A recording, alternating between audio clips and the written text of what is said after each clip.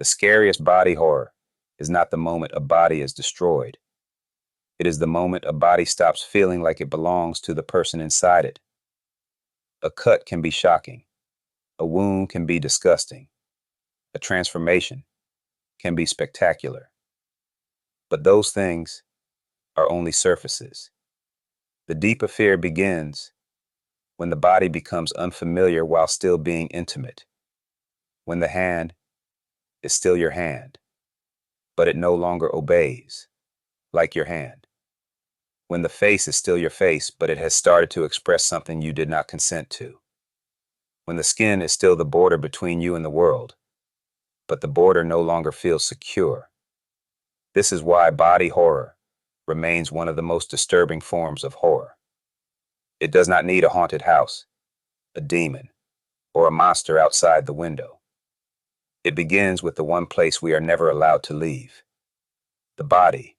Most horror gives fear an external location: a forest, a basement, a hallway, a room with a locked door. Body horror removes that mercy. There is no safe distance because the threat has crossed into the self. You cannot run from it without bringing it with you. You cannot hide from it without hiding inside it. The body is supposed to be the most basic proof of reality. Before language, before identity, before belief, there is sensation, hunger, pain, breath, heat, pressure, a heartbeat in the dark. We trust the body before we trust almost anything else, because every experience has to pass through it.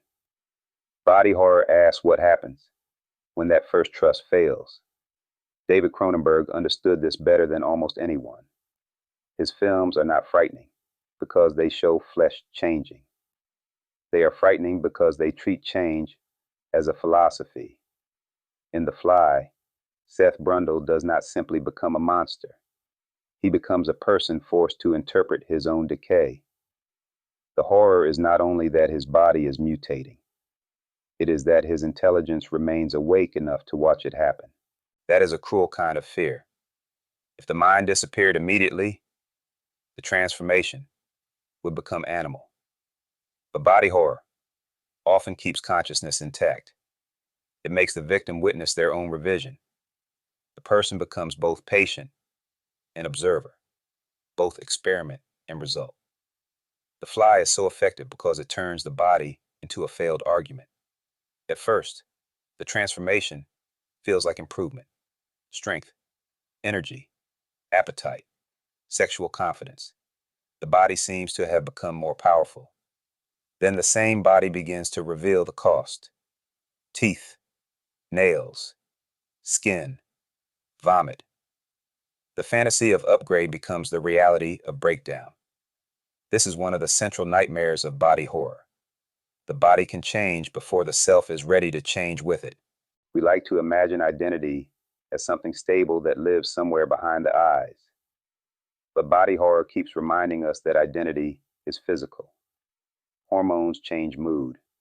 Illness changes personality. Pain changes morality. Fatigue changes memory. A small chemical shift can alter what a person wants, fears, or believes. The self is not floating above the body. It is being produced by the body every second. That makes body horror more honest than it first appears. It exaggerates, but it exaggerates something real. We already live inside flesh that ages without permission, heals imperfectly, grows things we did not ask for, breaks in ways we cannot negotiate with, and carries histories we may not even understand. Body horror gives that truth a visible shape.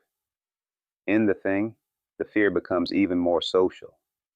The body is not only unstable, it is untrustworthy.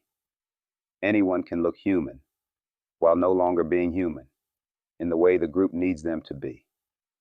Flesh becomes imitation. Biology becomes deception. The monster does not attack identity from outside. It wears identity as camouflage. That is why the transformations in The Thing feel so obscene. A head detaches, a chest opens, teeth appear where no teeth should be. Limbs invent new purposes. But beneath the shock is a colder thought.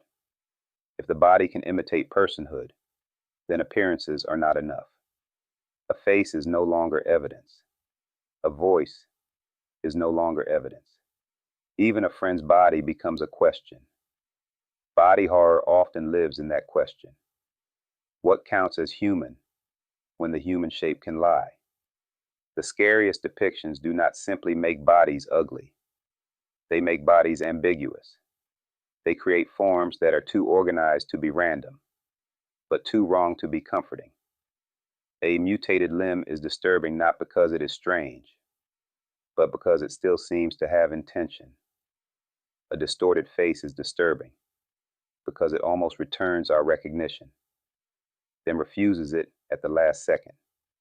This is where the uncanny valley becomes flesh. We are not afraid because something is completely alien. We are afraid because it is close enough to the human to activate care, recognition, and empathy, while also close enough to death or disease to activate disgust. Those two systems fight inside us. Help it, avoid it, recognize it, reject it. That conflict is the engine of body horror. The best body horror traps compassion and revulsion in the same image.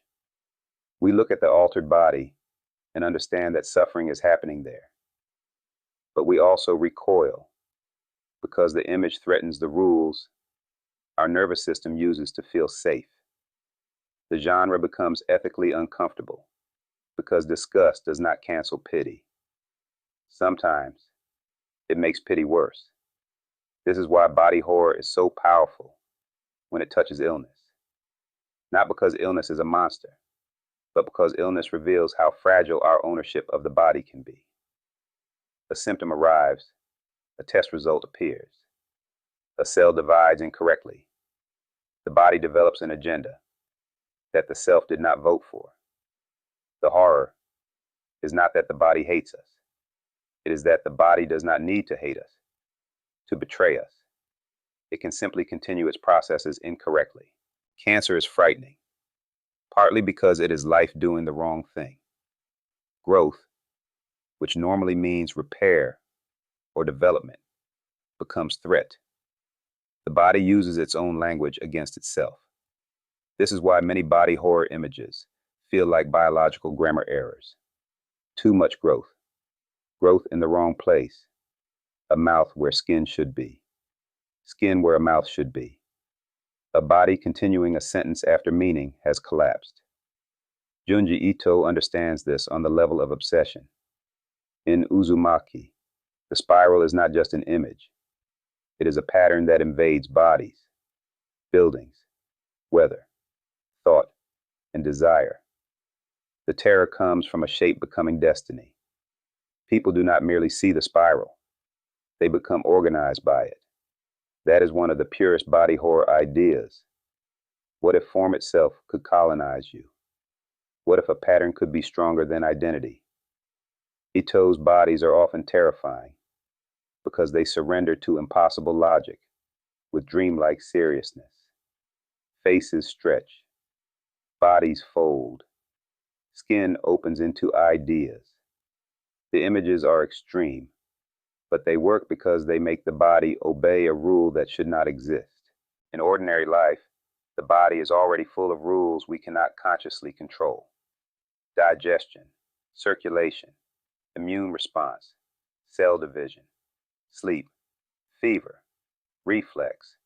We live by systems we do not command. Body horror makes that hidden governance visible. It says, "You were never the sole authority here." That sentence is terrifying because it is true. Even without monsters, we experience the body as something partially separate from the self. A panic attack can make the chest tighten while the mind begs it to stop.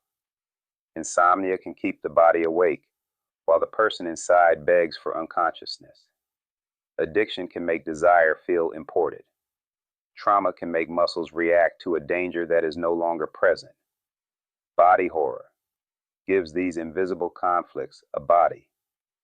Possession horror often overlaps with body horror.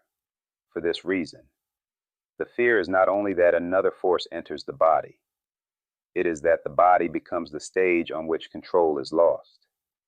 The contorted back, the wrong voice, the impossible posture, the face expressing something behind the person. These images are frightening because they dramatize the separation between body and will. But body horror does not always need the supernatural. Sometimes the most disturbing version is medical. A hospital room can become more frightening than a dungeon because it makes violation look procedural. Gloves, lights, instruments, paperwork, consent forms. The body becomes a site of inspection, correction, measurement, and invasion. Surgery is one of civilization's miracles, but visually, it is also a controlled form of horror. A person is opened so they can be saved. The same image can mean care or violence, depending on context. Body horror lives in that ambiguity. It asks why the difference between healing and mutilation can sometimes depend on trust. That is why so many body horror stories involve doctors, laboratories, experiments, and institutions. They understand that the modern body is not private in the way we pretend. It is scanned, recorded, tested, insured, optimized, categorized, corrected, and sold products promising improvement. The body is personal, but it is also administrative. The modern world constantly tells us the body is a project. Make it thinner, stronger, younger, cleaner, smoother, more productive, more desirable, more efficient, more controlled. Body horror takes that promise seriously until it becomes a nightmare. What if improvement never stops? What if optimization becomes mutation? What if the body you are told to perfect becomes less yours with every correction? This is why transformation horror can feel so contemporary. The fear is not only becoming something else, it is being pressured to become something else, then discovering that the process has no humane endpoint. The body becomes a platform for upgrades, and every upgrade creates a new defect. Titane pushes body horror toward metal, desire, violence, and identity. The body there is not a stable category. It leaks between machine and flesh, gender and performance, injury and intimacy. Its shock is not random.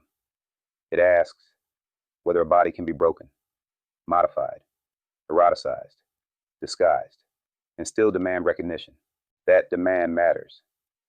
Body horror is often dismissed as gross out, but the strongest versions are not only about disgust, they are about recognition under impossible conditions.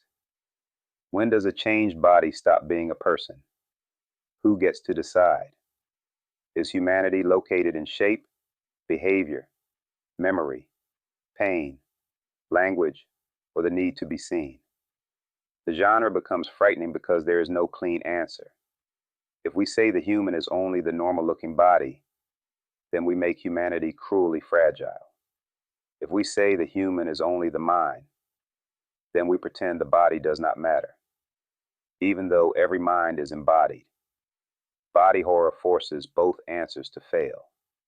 That is why it can feel more intimate than cosmic horror. Cosmic horror makes us small before the universe. Body horror makes us unstable inside our own skin. One says, reality is too large for you. The other says, you are not even secure at your own scale. And that may be worse, because the body is not an object we own, like a house or a car. It is the condition of owning anything. It is the place from which all fear is felt. When horror attacks the body, it attacks the instrument that registers horror. This creates a feedback loop. The image disgusts us, and then we become aware of our own flesh responding. Stomach tightening, skin crawling, jaw clenching, breath changing.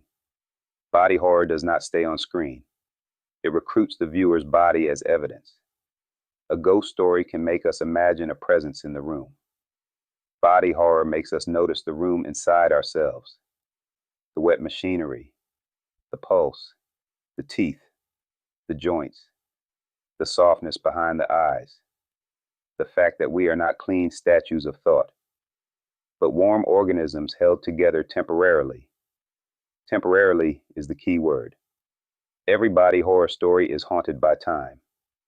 Aging is the slowest transformation horror. The face changes, the spine bends, the skin loosens, strength leaves, memory alters. The body becomes a record of duration. We can call this natural, and it is. But natural does not mean emotionally easy. Body horror accelerates what time already does. It turns gradual change into sudden revelation. It says, look, this was always happening. That is why the scariest depictions of body horror are not always the bloodiest. Sometimes the most frightening image is quiet. A person studying a small change in the mirror, a tooth moving, a patch of skin that feels wrong, a sound inside the body that should not be there, a familiar reflection becoming slightly delayed. The first anomaly is often more frightening than the final monster, because the first anomaly still belongs to us. Once the body becomes completely monstrous, the fear can become external again. We can point at it, name it, separate from it. But the early stage is intimate. It is the terrible middle where denial still seems possible. Maybe it is nothing. Maybe it will go away. Maybe this is normal. Body horror lives in that maybe. It is the genre of checking again. The scariest body horror understands restraint. It knows that a single wrong movement can be worse than an explosion of gore. A joint bending a little too far. A smile held a little too long. Fingers moving when the person is unconscious. A wound that seems to listen. These images are powerful because they imply systems beneath the surface beginning to negotiate without us. And beneath all of it is the oldest fear. Loss of control. Not control over the world. Control over the boundary between self and world. Skin is supposed to say where we end. Body horror makes skin unreliable. It opens, hardens, crawls, splits, merges, sprouts, sheds, or becomes permeable. Once the border fails, identity becomes spatially confused. Are we inside the body, or is the body something we are trapped beside? This is why infection stories are so disturbing. Infection violates the fantasy of separateness. Something small enters, multiplies, uses us, changes us from within. The enemy is not dramatic. It is microscopic. It does not need hatred. It only needs access. Access may be the true nightmare. A haunted house can be locked. A basement door can be closed. A hallway can eventually be left behind. But the body is all access. Mouth, eyes, wounds, breath, food, touch. To be alive is to be open enough for the world to enter. Body horror punishes that openness. It turns vulnerability into architecture. But the genre is not only pessimistic. Strangely, it can also be honest in a way cleaner horror is not. It admits that bodies are messy, dependent, changing, penetrable, mortal, and strange. It refuses the fantasy that being human means being smooth, sealed, and perfectly controlled. That refusal can be horrifying. It can also be clarifying. The scariest depictions of body horror do not say the body is disgusting, because it is unlike us. They say the body is frightening, because it is us, and also more than us, and sometimes less obedient than we need it to be. That is why the genre lasts. Not because people enjoy gore, because everyone has a body. Everyone has felt it do something they did not choose. Everyone has looked in a mirror and recognized themselves a little too late. Everyone is living inside a transformation that has already started. Body horror, only makes the process visible. And once it is visible, the most frightening part is not what the body becomes. It is realizing that the body was never entirely under your command.